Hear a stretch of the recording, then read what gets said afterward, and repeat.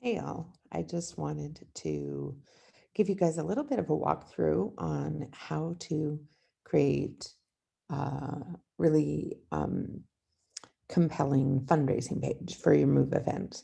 So uh, the platform defaults to a whole bunch of things, so you don't have to fill in any text so that things aren't blank if you don't have time to do them. There's some default text that will work. But really, what makes a peer to peer fundraising event special is that it allows each fundraiser to tell their personal story with the organization. So, um, in my case, I have Pads Cadence with me.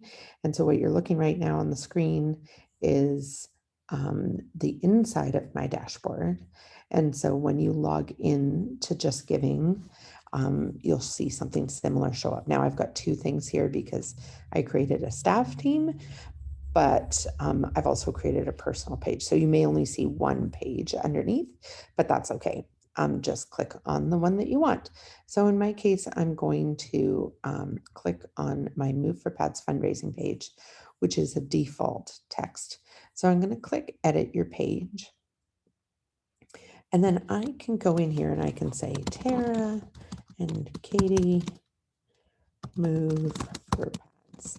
And if you put your name in this page title, it's going to make it easier for people to find you if they go to the Move event. So if they don't have the direct link to your fundraising page, if they go to the Move event and say, hey, I want to sponsor Tara, then they can search my name. And if it's in the page title, it's easier for the system to find.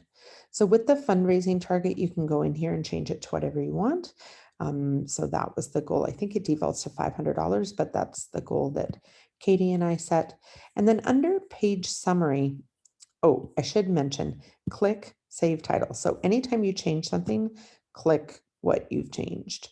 So the Save button underneath it. So we're moving for Pacific Assist dogs because we want to see more life-changing dogs out there. And so you could change this to say we're kayaking for Pacific Assistance dogs, or we're dancing for Pacific Assistance dogs. So it can say whatever you want it to say, and then click Save Summary. And then in this section where it says your story, you can put your story of why you're fundraising for pads. So with that, I try to give people a really simple formula that will help them to kind of tell their story. Because I think some of us think we're not great writers, or we're not good at kind of sharing. We're not good at asking for money. I'm terrible at asking for money, but I do a good job of telling my story of pads. And so in this box, what you're going to want to do is you're going to want to answer 3 questions for people. So number 1, what are you doing? So tell them what you're doing. So I'm hiking, I'm swimming, I'm dancing, whatever it is, tell them what you're doing. And if you want, why you're doing it. So if you're trying to get in better shape, if you're simply doing it for the love of the organization, that's fantastic too. So what you're doing, why you're doing it. Number 2, tell them why pads. Why did you choose to participate in this pads event? Why do you care about pads? Why does pads matter to you? What have you gained from being connected to this organization? What have you given to the organization in terms of your time or your connection? Maybe you're a volunteer that raises puppies and you want to tell that story. Maybe you're a client who's received a dog. So tell them why pads matters to you. And then lastly, tell them what you're trying to achieve.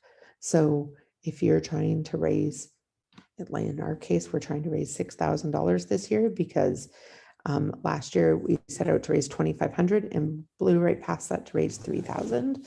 So we decided to go big or go home this year. We want to double down. And so that's what we're trying to do. So It's also Cadence's 6th birthday. So, and it's 6 years that we've spent together. So number 6 seemed like the right number for us. So with that, tell people how they can help. So in that last part, how can they help?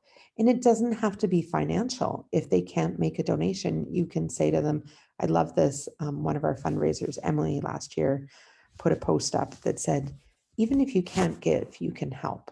So you can share share my post, or you can share Pad's post, or go like Pad's Facebook page to learn more about the organization. You can volunteer. There's all sorts of things you can do that don't cost money, or you can join my team and fundraise alongside me. You may not be able to give financially this year. It's been a hard year for a lot of folks, but there's ways that you can help further the mission and come on board. So that's kind of like the summary. The key is hitting these lovely little save buttons. I'm not really sure why there's a save button for each box, but there you go. That's how it works. Make sure you hit each one individually and it'll save. And so now if I go back and I click view my page,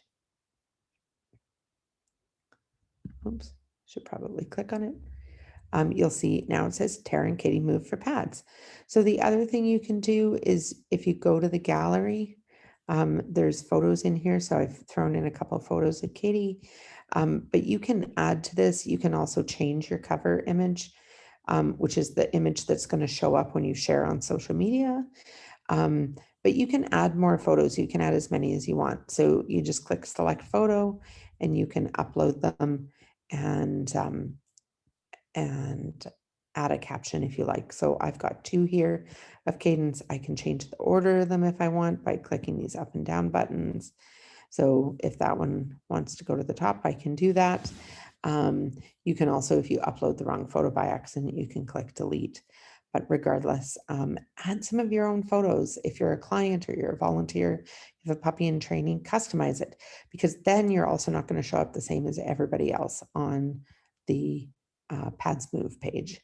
So when people go and look at all the fundraisers, your page will stand out because you have a different photo. So customize away. You can also click in to see the donations. And I'm just going to show you really quickly as well. If somebody gives you an offline donation that you're going to say drop off at Pads, maybe they give you a check made out to Pads. So let's say it was for $20. You can just add 20 and click save offline donations. And then you'll notice that it changes and says I've raised $70 and I've raised 50 online and 20 offline. So my thermometer on my public page will say 70. I'm just going to delete that because it's not true. But so you can come back and change this at any time. So say you get a check for $20 and then another one for 50, you just come in and you change it from 20 to 70. And you just keep doing the math and adding it up, and you can add to those offline donations. So that doesn't do anything for tax receipting. All it does is update your thermometer towards your goal. So make sure that those donations get into the office with all of the donor info so that we can make sure those people get a thank you and a tax receipt, okay? Anything that comes in through your page automatically will get a tax receipt emailed off as soon as they make the donation.